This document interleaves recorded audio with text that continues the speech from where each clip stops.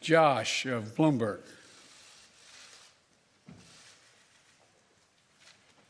Perhaps I'll just project, Mr. President.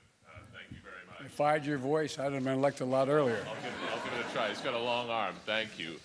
Can you talk to us about two things, sir? One, since your conversation with President Xi of China, have you seen any indications of action or lack of action from China that has led you to believe whether they will intervene and help Russia, either with the sale of arms or the provision of supplies to support this war in Ukraine?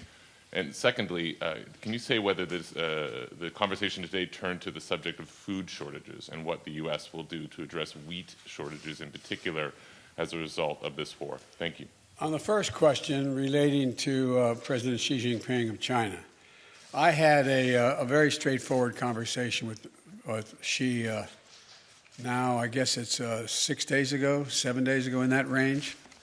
And I made it clear to him, I made no threats, but I made it clear to him that make sure he understood the consequences of him helping Russia, as had been reported and as what it was expected.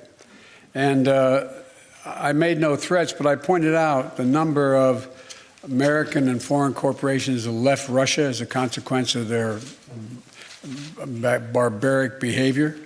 And I indicated that I knew how much he, because we had long discussions in the past about his interest in making sure he had economic relations and economic growth with Europe and the United States, and indicated that he'd be putting himself at significant jeopardy in those aims if, in fact, he were to move forward.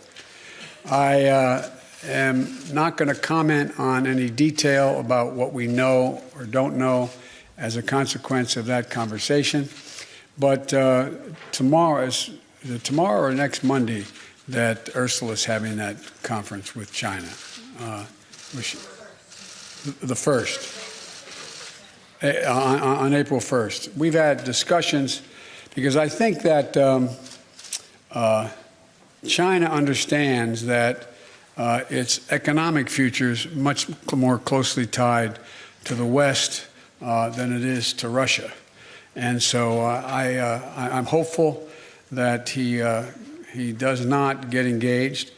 We also did discuss today that there's a need for us to set up, NATO to set up, and the EU, to set up a system whereby we have an organization looking at who has violated any of the sanctions and where and when and how they violated them.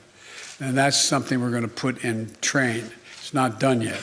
So with regard to Xi, I have nothing more to report. With regard to food shortage, yes, we did talk about food shortages. And it's going to be real. The price of these sanctions is not just imposed upon Russia. It's imposed upon an awful lot of countries as well, including European countries and our country as well. And because both Russia and Ukraine have been the breadbasket of Europe in terms of wheat, for example, just to give you one example. But we had a long discussion in the G7 with both the United States, which has a significant, the third largest producer of wheat in the world, as well as Canada, which is also a major producer. And we both talked about how we could increase and disseminate more rapidly food shortages. And in addition to that, we talked about urging all the European countries and everyone else to end trade restrictions on sending limitations on sending food abroad.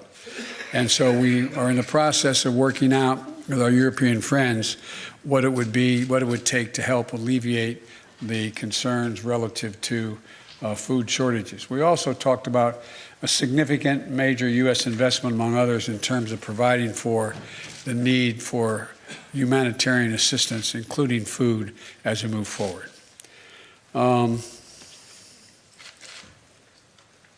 Tarina of the Wall Street Journal. Watch out you don't get hit in the head there now.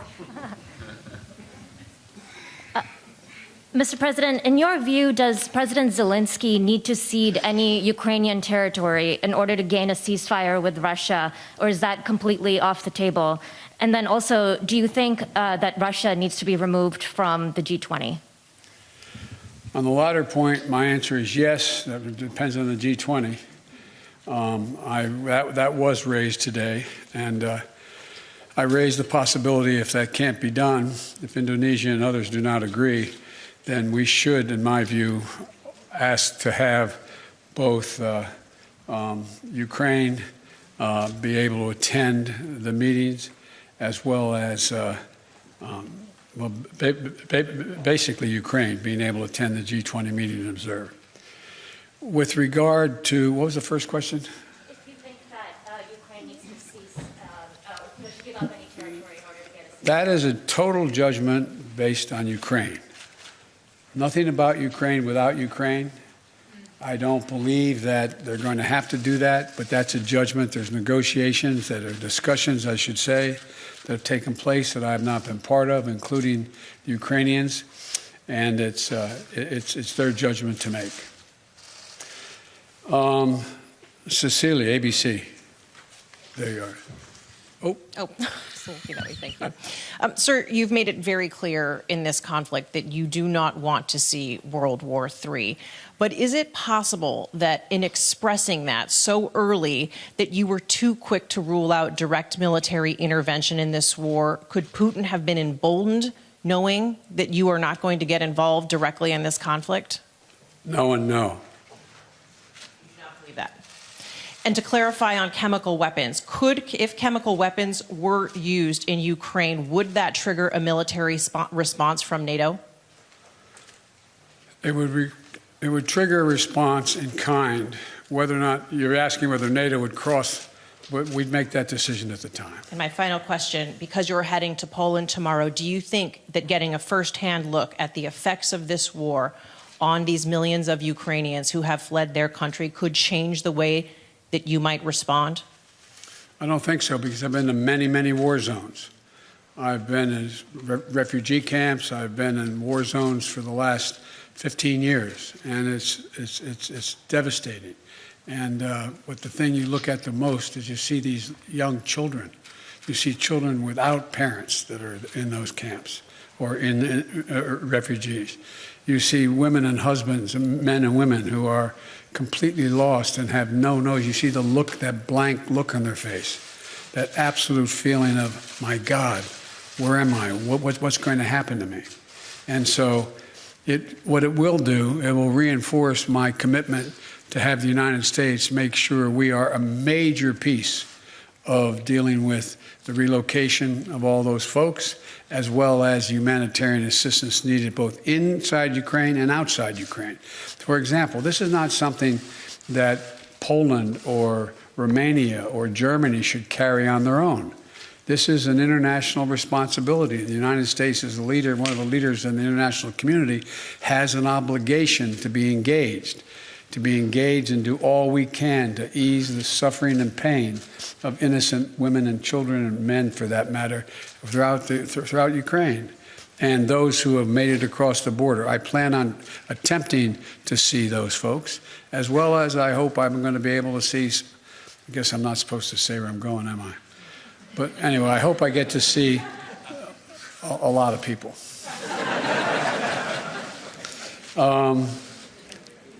Marcus, Der Spiegel.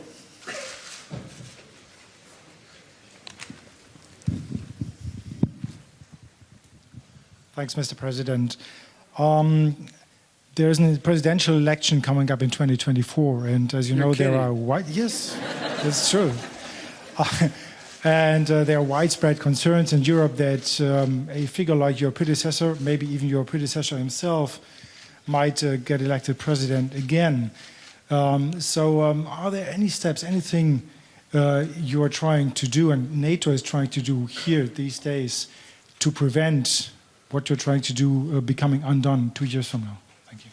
No, that's not how I think of this. I've been dealing with foreign policy for longer than anybody that's involved in this process right now. I have no concerns about the impact. I made a commitment when I ran this time I wasn't going to run again, and I mean that sincerely. I had no intention of running for president again.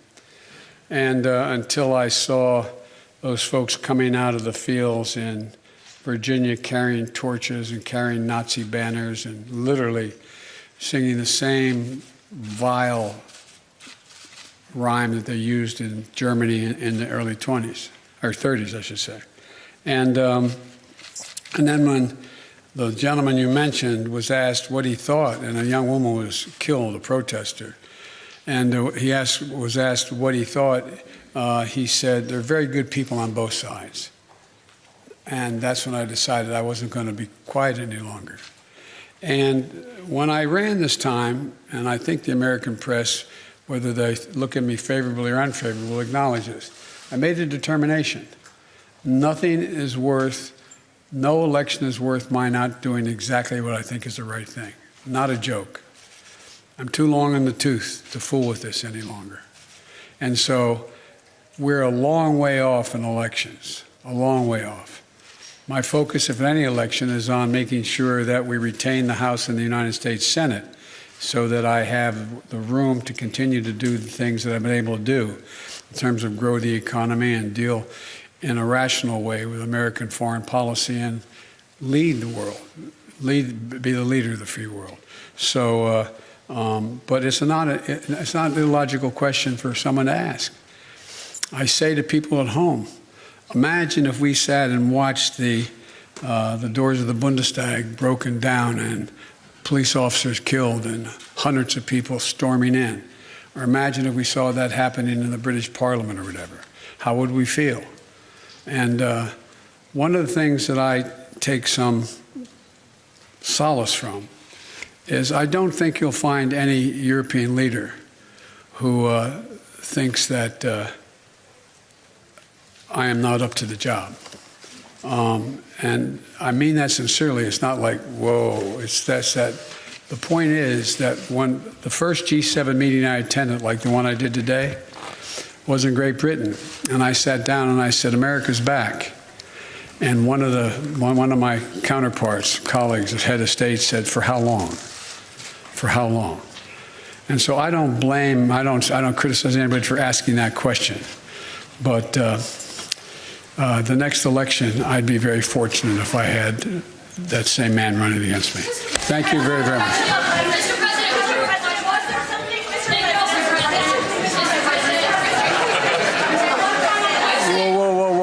Whoa. No. Yeah, one final question, right. Hey, look, wait, hold on a second, please. I was supposed to be an hour ago at the European Union meeting and to speak. No, I'm thanking you. So someone I haven't called on before. You. Who are you? I'm Christina Arcady from CBS. Thank you, sir. Okay. Sir, deterrence didn't work. What makes you think Vladimir Putin will alter course based on the action you've taken today? Let's get something straight. You remember, if you covered me from the very beginning, I did not say that, in fact, the sanctions would deter him. Sanctions never deter. You keep talking about that. Sanctions never deter. The maintenance of sanctions, the increasing the pain, and the demonstration why I asked for this NATO meeting today is to be sure that after a month we will sustain what we're doing, not just next month, the following month, but for the remainder of this entire year. That's what will stop him. You believe the action today will have an impact on making Russia change course in Ukraine? That's not what I said. You're playing a game with me. I know. The answer is no. I think what happens is we have to demonstrate the purpose. The single most important thing is for us to stay unified. And the world continue to focus on what a brute this guy is. And all the innocent people's lives are being lost and ruined and what's going on. That's the important thing. But look, if you're Putin and you think that that Europe is going to crack in a month or 6 weeks or 2 months, why not? They can take anything for another month, but we have to demonstrate. The reason I asked for the meeting, we have to stay fully, totally, thoroughly united. Thank you.